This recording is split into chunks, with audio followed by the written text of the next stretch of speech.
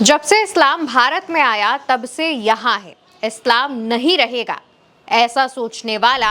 इस्लाम नहीं रहेगा ऐसे सोचने वाला हिंदू सोच का नहीं है। हिंदू सोच ऐसी है नहीं। दोस्तों, ये शब्द हैं आरएसएस प्रमुख मोहन भागवत के। भागवत ने भारत को सिर्फ हिंदुओं का राष्ट्र बताने वालों को करारा जवाब देते हुए बता दिया है। भागवत खुद मंच से बता रहे हैं कि इस्लाम नहीं रहेगा ऐसा सोचने वाला हिंदू नहीं हो सकता। भागवत सिर्फ यही नहीं रुकते, आगे ये भी बताते हैं कि धर्म हर किसी के व्यक्तिगत पसंद का विषय है।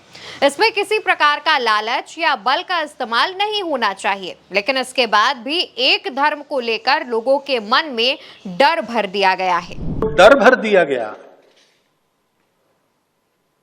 कि भाई ये लोग रहेंगे तो क्या होगा बता नहीं सकते। हाँ, इतनी लड़ाई हुई, इतने अत्याचार हुए, इतने कत्लेआम हुए, देश भी टूटा, सावधान रहो।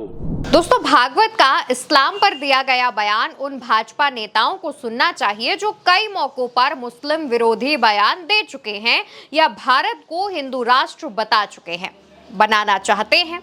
हिंदुत्व की राजनीति करने वाले भाजपा नेता जिनका बैकग्राउंड संघ यानी आरएसएस से जुड़ा रहा है, जैसे नरेंद्र मोदी, अमित शाह, योगी आदित्यनाथ, वो नेता भी भागवत का ये बयान सुनकर कुछ हैरान परेशान से नजर आ रहे हैं। और जो संघ से जुड़े नहीं भी हैं, उनका भी हाल इससे बुरा नहीं है। जैसे नीतीश राणे, किसी समय भाजपा में रहे टी राजा, जिनका एकमात्र संकल्प हिंदू राष्ट्र बनाना था। नवनीत राणा, जो जनसभा में हिंदू राष्ट्र का पोस्टर दिखा रही थी, या और भी कई हैं। एक एक का नाम अगर बताने लग जाएंगे तो वीडियो भी लंबा पड़ जाएगा।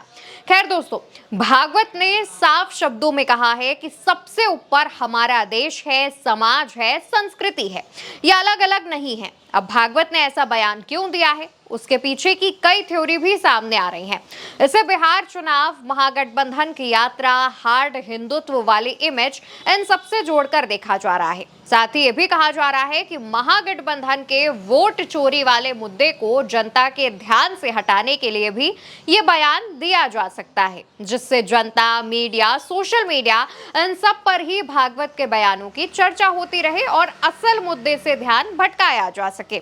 हालांकि भागवत मुस्लिमों पर यह भी कह चुके हैं कि शहरों और रास्तों के नाम सिर्फ इसलिए नहीं बदले जाने चाहिए कि वो मुस्लिमों पर है, तो ये बयान भी चर्चा में रहे हैं। लेकिन दोस्तों, ये वही भागवत हैं जो मोदी से तब भी नाराज थे जब राम मंदिर में प्राण प्रतिष्ठा होनी थी और उसे भाजपा इवेंट बनाने की कोशिश कर रही थी। ये कह लीजिए कि बना भी दिया था।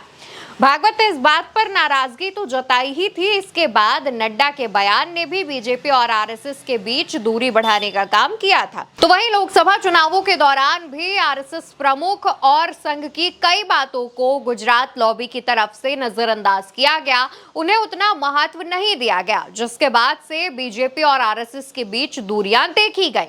तो माना जा रहा है कि कहीं ऐसा तो नहीं है कि भागवत ऐसे बयानों से गुजरात लॉबी को मैसेज देना चाहते हो।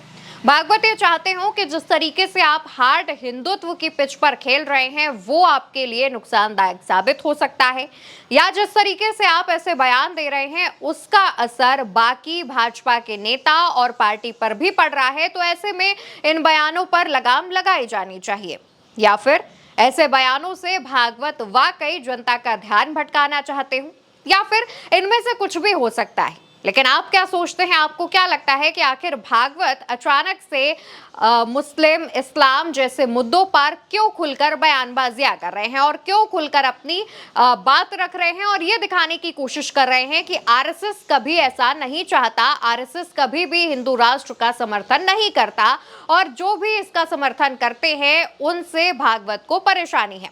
आप इस पर क्या सोचते हैं, आपका क्या रिएक्शन है, कमेंट सेक्शन में बताते हुए जाइएगा और साथ ही चैनल को याद से सब्सक्राइब कीजिएगा, वीडियो को शेयर करिएगा। मिलते हैं किसी और नई खबर के साथ दूसरे वीडियो में, तब तक के लिए नमस्कार।